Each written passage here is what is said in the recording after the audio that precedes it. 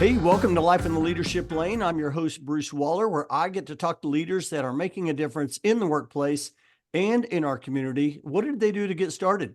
And what are they doing to stay there? And oh my goodness, are you in for a treat today? As today, I'm getting to talk to Brianna Kilcullen. Brianna is the founder of Anact. You are going to get a lot of joy of hearing this story from Brianna. Brianna, hey, how you doing? So glad to have you on the show. I'm doing well. Thank you for having me. Now, I always like to start the show with kind of some reflection on when people come into my path. Many people I've met, many people I have not met that I've had on the show. And for you, Brianna, it was Mary Dale who brought us together. Mary, if you remember, she was on episode 125. She's a people leader out of Michigan. She reached out and said, "Hey, you need to hear this story." And so we connected and have had a chance to talk. Hey, how do you know Mary? Yeah, shout out Mary. So thank you to her for bringing us together.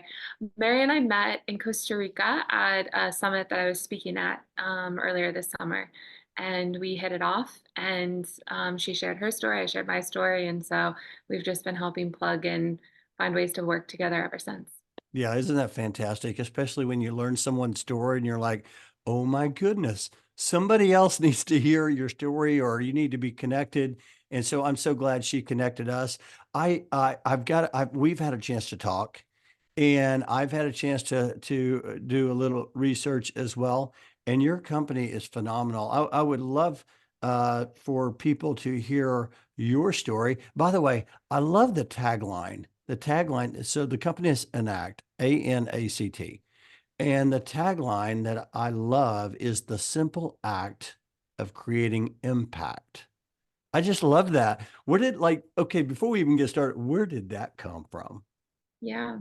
Well, I think it came from my own personal frustration with just looking around and feeling like there was nothing I couldn't, there was no controllables to control as it relates to like the climate crisis and stuff that was happening in my community. And so for me, the thought process was if I can take one act a day, that's better than Mm, trying to be 100 or nothing. And so I feel like where we're at in society, especially with these upcoming generations, is that it is really overwhelming with the amount. There's no guardrails on social media, there's no guardrails on digital consumption. And so I think what's so important is that we find a simple way to recalibrate ourselves and remind each person that they have the ability to take action in their own life. mm. And so an act is where that came from. I love that. I love that. I have a couple of questions I'm going to ask about that. Before we do, share with the audience, for those who don't know Enact, share a little bit about the organization. And then, of course, I want to know like your story. Like, how did you get started and bring you where you are today? And Bruce, I should mention too that also once you start a new company these days in the US, getting anything trademarked is really difficult. So you have to almost like come up with a new name. We were like, okay, we had other ideas, but we were like, no, we actually have to create our own entity. And then what's funny is that you find little perks over time, but because it's the letter A, we usually get like top digital real estate in our Mm. retailers. So it's been funny that other ways we've been able to benefit from it outside of it being a movement within a name that to inspire ourselves and our community. But yeah, so about me, my background has always been international business with a focus on human rights, social labor. I was living and working in East Africa after graduating. I went to George Washington University. And that's where the space I thought that I would end up in was in these international development, humanitarian aid um, sector. And I did that for about a year. And then during that time, I discovered that the creation of a job is the best thing to alleviate poverty and to really focus. I found that a lot of social and environmental issues only certain groups of people care about based on their connection. But the creation of a job and this ability to be a for-profit entity is where I personally felt like the real change happens because it's bringing together a Mm. bunch of different people who all need to provide and take care of, pay their bills. And so instead of focusing on more humanitarian and donation work, I was like, let's actually address problems and create products and services around that. So when I had that realization, I got back to the US and I had applied for various roles in Washington, D.C.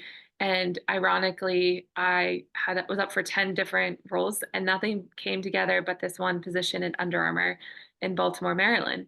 And it was weird because it was like I'm not in fashion design, haven't gone to school, and haven't never worked in the apparel industry. But this company was growing at this incredible rate. They were 45 minutes away and they didn't have any sustainability goals or program built in. Mm, And so I'm just a firm believer in taking chances and doing I think we've like in the US culture have really focused is this climbing the corporate ladder, so to speak. But I am a huge advocate for swinging from the monkey bars and taking the skill sets and the experiences you've learned, but like not being afraid to go into different industries or different mm, sectors or do stuff because it really expands, it broadens you, and you can just keep building off of what you've created. So I took that opportunity and I would say like that, really put me in the trajectory that I'm at now in regards to being an entrepreneur and addressing systemic issues within the apparel industry and advocating for eco-friendly products.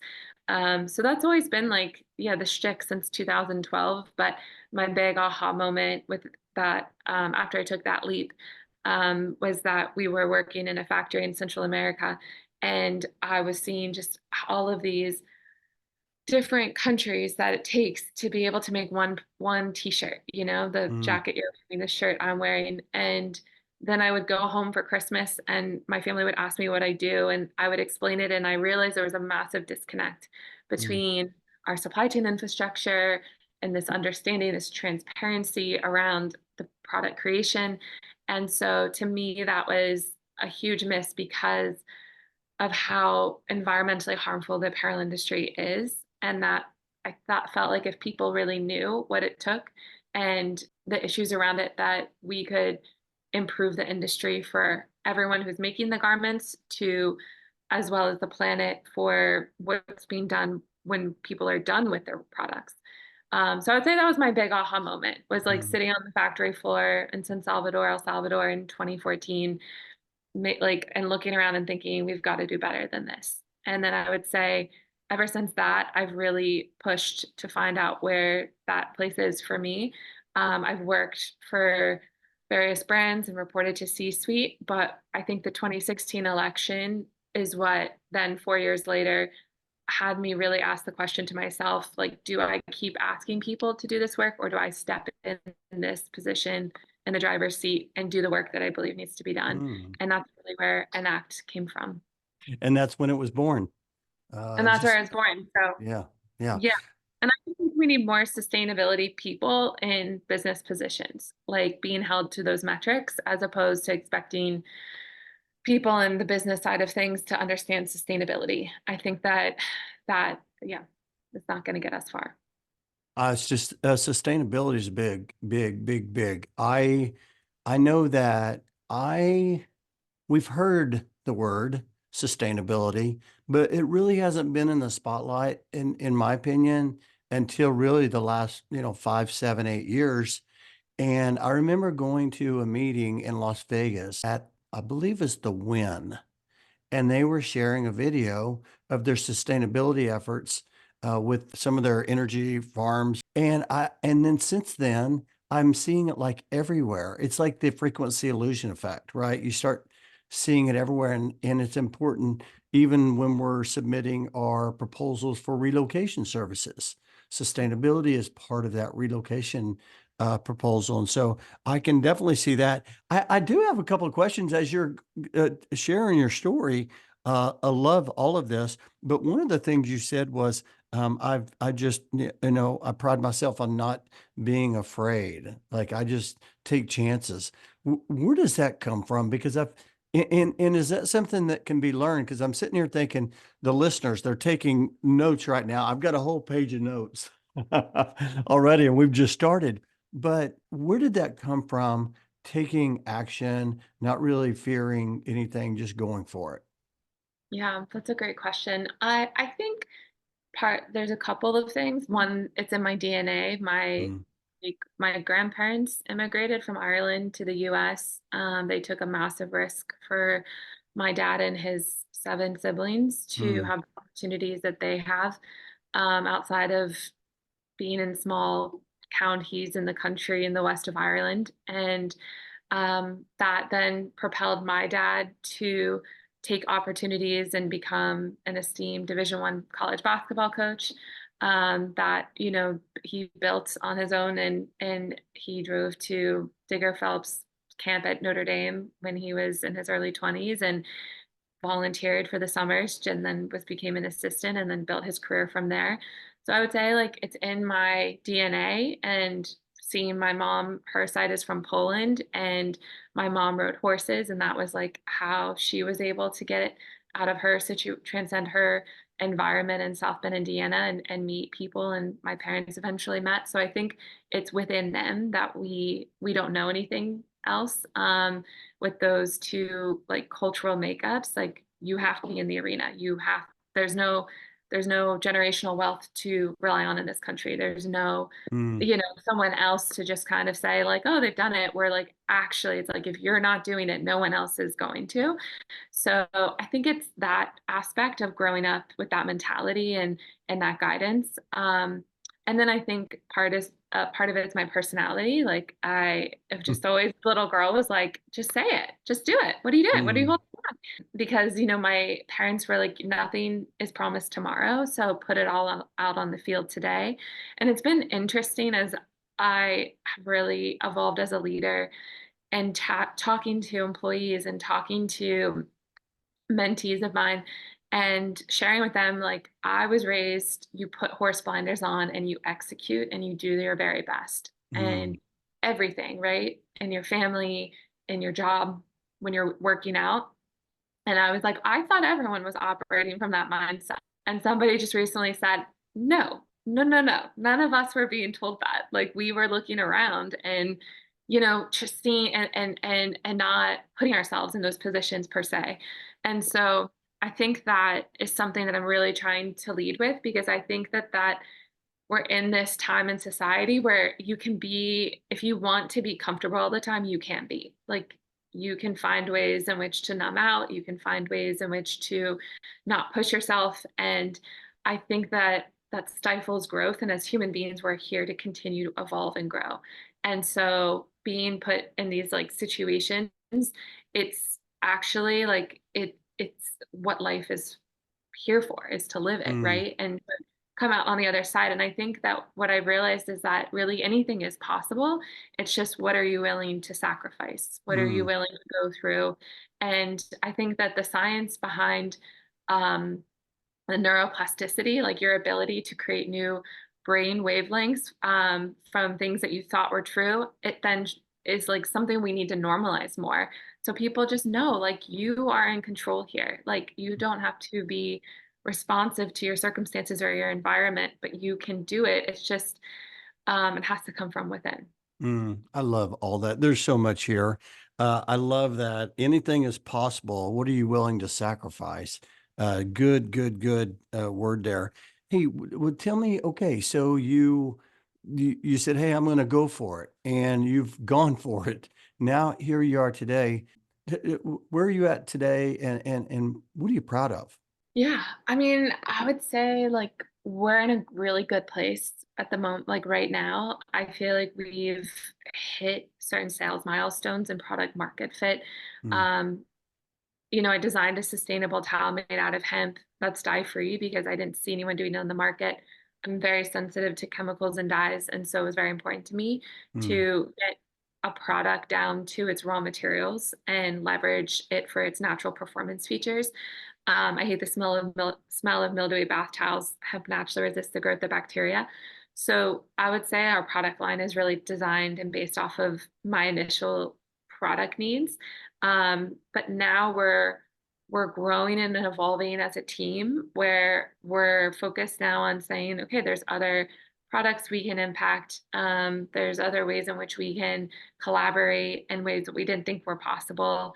So I think that that's really exciting. We just did a partnership with the NBA that's coming out next week. So we're excited for that. I think for me, towels can be used anywhere. So it's a really fun touch point to collaborate with various industries and organizations and be able to educate around the apparel industry and its supply chain and the impact it has on the planet. So it's really fun. We're in a great time. And I get to build out a team and to get to have all of these new ideas and creativity come into the space and then execute out, on it is amazing. And again, that's why I really love being in the for-profit space because there is no ceiling in terms of growth and ability to limit ourselves, right? It's a very large market for towels. There's a very large market in home goods. So we're getting to do our spin on it and solve our customers' problems as well as hit like the pricing metrics is just it's a Rubik's cube, but it's a fun Rubik's cube. And I think it's good because that's what we need, to really implement sustainability and this mindset into the mainstream economy. Okay, when you say Rubik's Cube, I immediately think frustration. Like I never could solve the Rubik's Cube. You also used the word fun. I love that because I feel like when people use that in their career, I wrote a book years ago called Find Your Lane. And I feel Mhm. like when you have fun and joy, you have found your lane in your everyday. But I want to touch on, and by the way, how exciting. I mean, the NBA, that is also, I didn't mention earlier, you've also been on Good Morning America. And so there's been some really exciting things happening, but I want to tap into the other side of that, and that is the struggle points. Because I mean, you got this idea, you acted on this idea, you've grown this company, here you are today, but every day is not like success. You have your peaks and valleys. I think we talked about this last time. Talk a little bit about struggling and how you got through that, or have you struggled? Because there's people listening right now that's like, man, this is so inspiring. I love all this, but how do they get through the tough days? Yeah. And I definitely am guilty of, I have this theory, I call it like the ballerina theory, where you just have this very clean exterior outside that like everything is pristine and it looks great. But inside it's like, no, I'm feeling the emotions, I'm dealing with the problems, I'm frustrated, I'm angry. I'm just not going to put that on the next person. And I think a lot of times people think that either nothing bothers me or that somehow I'm immune from the human experience. And I'm like, oh no, very, very in it. But like, I just choose to process it within and not put it on the next person that I see. Mm, So I think, yeah, the struggle has been unreal. I mean, less than 2% of women get access to growth capital mm, in this country. So it's like we're set up for women to create small businesses, but not necessarily medium to large and ideate and innovate on a full-time basis. So access to capital has like been a huge, huge struggle over the years. I would say like finding good people to hire. That's, always something that mm, aligns with your values. But, for me, I worked in my industry from 2012 to 2019. And really, like, I was 100% on that entire time. Like, mm. I studied my industry. No one asked me to. It was just for me that it was really important to know where I could leave something better than how I found it. Um, and then starting out with Anact, it's every day you don't know. You're in the unknown. I think we're always in the unknown, but sometimes it feels like if you have a big team and a full-time position that somehow and like a safety net, you're like, I'm Mm. not in the unknown. But I do think like we genuinely are. I think that entrepreneurs really though like it's highlighted a bit more. Um, but yeah, I mean, I would say like the financial weight and burden and accessing resources and capital, like that is a really difficult aspect of it. Creating go-to-market strategies and then going and implementing them and having them not work out in the way that you thought they would. Like I make mistakes all the time. I made a couple of mistakes yesterday, and I was just thinking, like, where were you? What were you doing? But I think the difference is that I'm willing to make them. I'm willing to talk about them, and I'm willing to Mm. learn from them, and I Ah, won't make them again. And so I think, we're not perfect. We're perfectly imperfect. So, but yeah, I would say the biggest things have really been on financing, on making mistakes as a first time founder, on being vulnerable, like and having to talk about my story and mm, experiences that have sculpted me. And I would say outgrowing people, like your family or friends, like mm, that's a really tough part where you're like, oh wait, like this person, I read a quote yesterday and it said like your ceiling, someone else's ceiling is not your ceiling. mm, And I think we have to normalize that more because I think that, we all are here, like you said, pursue, we have a lane, we have something to pursue. And I think the more space we can give to support one another instead of saying like, how can they do that? I can't do that. Whereas like there's things that, you can do that I can't do. And getting out of that comparison mindset. But yeah, I would say I had the idea in 2016. It's now 2024, and I just feel like I'm finally getting the stability and the breathing mm. room. But even then, you're like, we're still so small. Like we have to keep going after the market in Yeah. order to stay in the game. Mm. And that's, it's not a bad place to be, but it's a place not a lot of people want to have that reality all the time. Yeah. Yeah. I think it was Simon Sinek that talked about it. Took me a long time to become an overnight success. And I think that's what you're saying is like, hey, it's laying bricks every single day, every day, just working through it. I love the ballerina theory. That's fantastic. You said something that I think that you said two things here I want to mention. One is 2012 through 2019, nobody told you to study the industry. Of course, they want you to add value in the organization, find ways, but I think that's a miss with a lot of people today is that they get in these roles and they are focused on that role only when they have an opportunity to really study the organization, study the market, study everything about it. I remember when I took my certification, my facilitator said, hey, you need to know the business, not you need to know that particular, you need to know business. And I think that's really a key point you made is you took it upon yourself. I wrote down think and act like an owner. That's what I wrote down. And so here's what I want to ask you. By the way, how big is your team today? And do you teach them to do that, to think and act like owners? Hmm. Yeah, I mean, we're in the process of updating our employee handbook, and Okay. that is like something that we're incorporating directly in that, where we want people to have a lot of empathy for. Mm, I think that's something we need more, especially in the US, like have empathy and put yourself in someone else's perspective and someone else's shoes. And just because you might be in this one role doesn't mean that you can't sit in another role and think about what that person's accountable for or going through. So I think that that's really important, and that the reality is like we're all a team and we're here to succeed. Yeah, in terms of our team, we're hiring at the moment. mm. So we'll be having some positions open.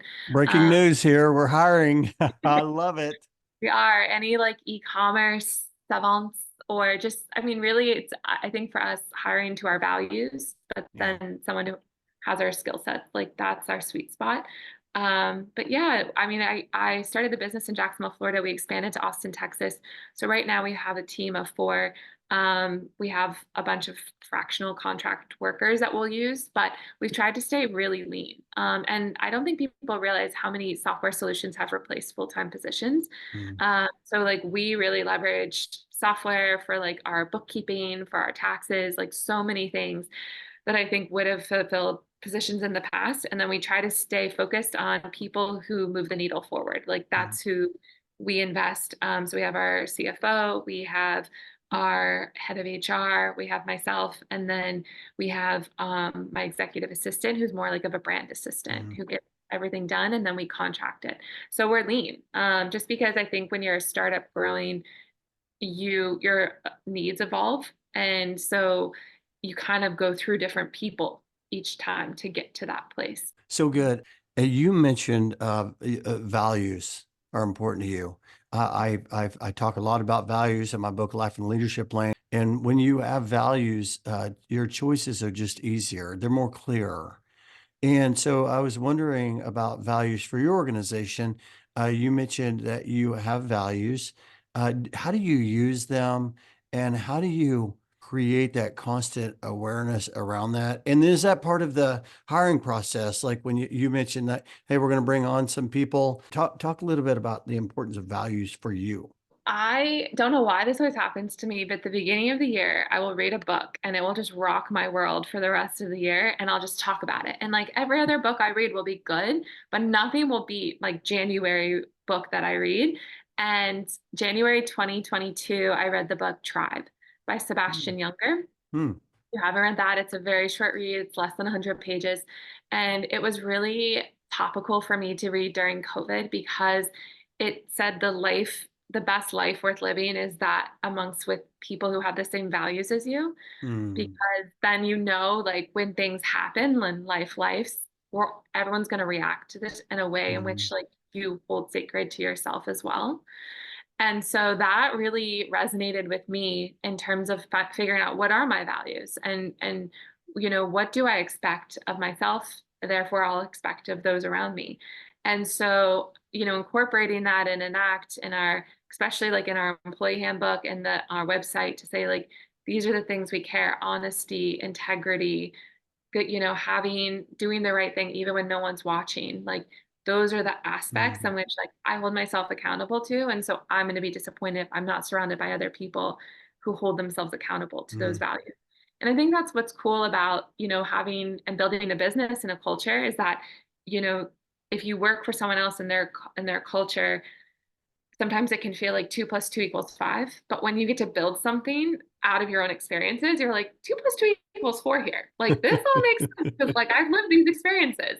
But yeah, I think for me, it's and the podcast I've listened to, the people I look up to said, living by your values is imperative because it's your anchor that will get you through Yeah. all of the difficult things that happen. And like we've been asked to do certain products, people want us to do a certain colorway, and I'll say no because like we haven't found a natural dye for that. And like that is our core value, is that we do not put these chemicals onto our products and give them to people to use.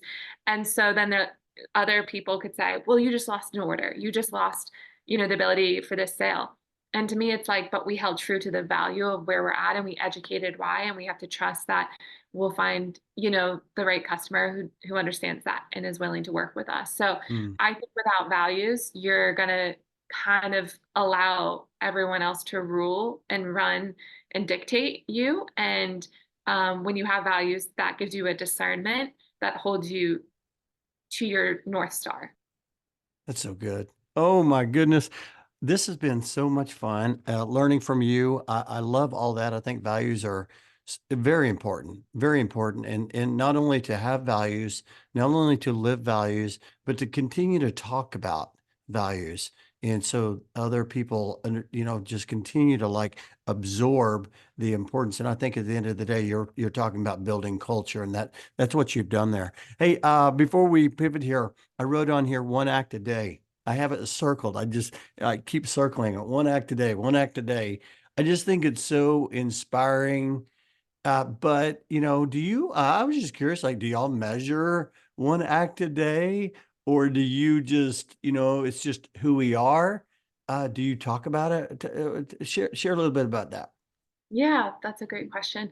I mean, on our website, you can see our sustainability impact. So every time someone orders from us, you can see water saved, energy saved. So we're Oh, very transparent around the sustainability. And I think the more that we create quantitative metrics around that, the less greenwashing can happen.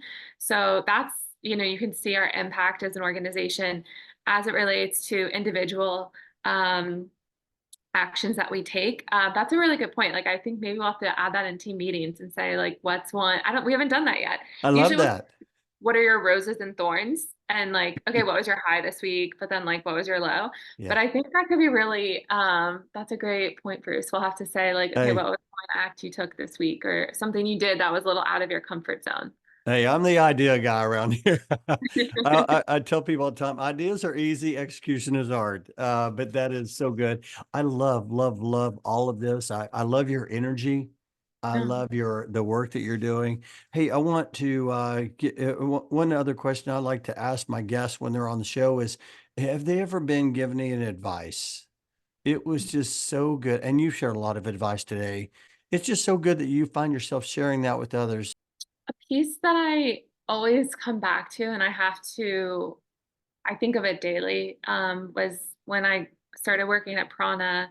The former CEO, Scott Kerslick, was there, and I remember I received some feedback in a performance review, and I was talking to him, and he said, "Look, if you can find a way to not take this personally and pretend like you're a golfer, and you're here to like hit the hole in one, and this advice, is just to help guide you there, whether it's well-meaning or not, just don't take it personally and think about what you can retain or what you need to let go and how it's going to let you hit the hole in one." He was like, you'll excel in life Mm, and will allow you to move through these things a lot faster. So I think, I'm constantly getting challenged and I'm constantly getting feedback. And I think what's unfortunate sometimes is that when you do become a business, people are disillusioned around like what that actually means. They just think maybe that's like a cash cow or, what that looks like. And they don't really understand the inner workings and the stage of the business and like cash flow and,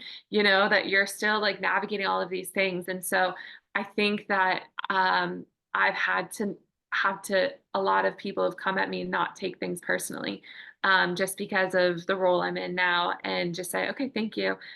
I have to keep it moving. We have a market to mm, go after because mm.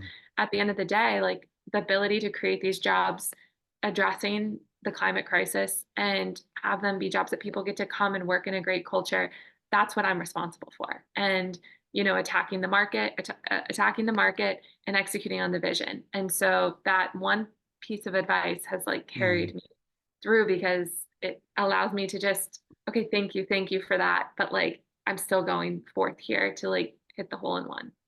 I think that's a common thread among high performers. They have perspective. And that I love the analogy because every time I hit a bad shot, I'm just like, okay, next shot, let's go. Yeah. This has been so much fun. I've enjoyed this so much. I'm going to put the link in the show notes for some of the things we've talked about for your website, and so people that are listening can learn more. I do like to have the last part of the show. I call it "It's Time to Accelerate." Ask some fun questions to get to know you as well. You mentioned, I always like to ask, would you rather read a book or listen to a podcast or an audible? Okay, read a book Okay, always. read. You like to underline Yeah. it and highlight it. You mentioned Tribe earlier. I'm going to put that in the show notes as well. That's fantastic.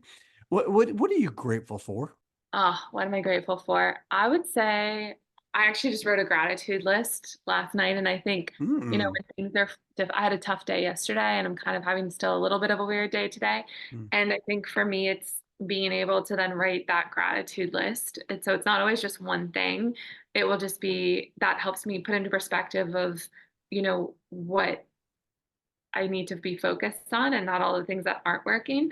But yeah, I would say like right now at this very moment, being back in my hometown, is quite cool. Like getting to see my mom, my brother, my family, like my childhood friends, and celebrating that Anact is in this place that I've worked really hard to get it to, and that we get to be in high like that we're hiring. Like that's a really cool place to be. Brianna, that is so good.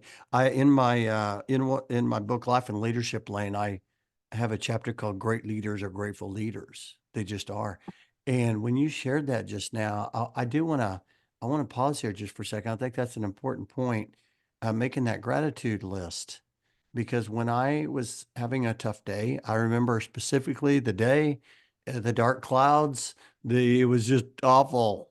And I got out a piece of paper and I started writing down all the things I was grateful for on the left side, and on the right side, I was going to write down all the, my struggling.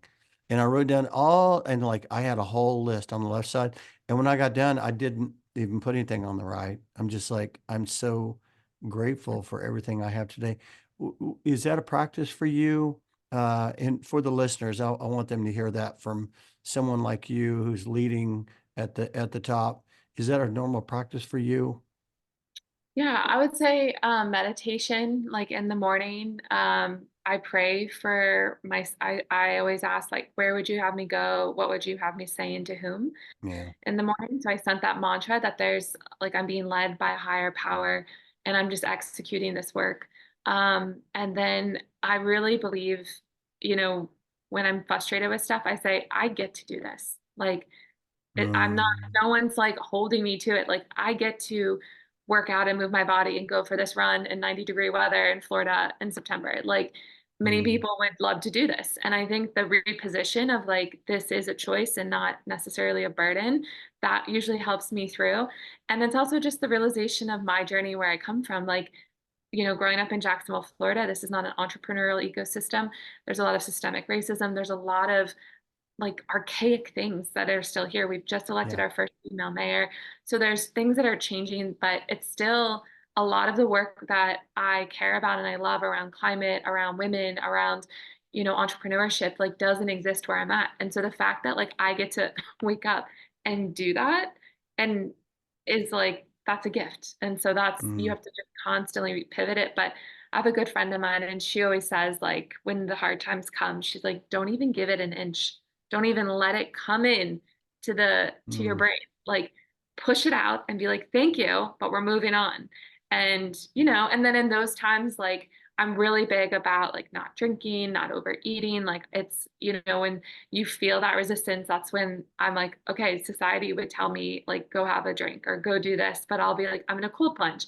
I'm gonna go swim in the ocean. I'm going mm. to go to the sauna. I'm gonna call my mom and dad. Like I'm gonna do these things to recalibrate me into like transforming what that feeling is or that frustration that I'm having. My goodness, you're definitely in the leadership lane. I love all of this. It's going to be so helpful because I know there's somebody listening right now that's having a tough day and they're Mm, like, I needed to hear that yeah. today. I needed to hear that. So thank you for sharing that.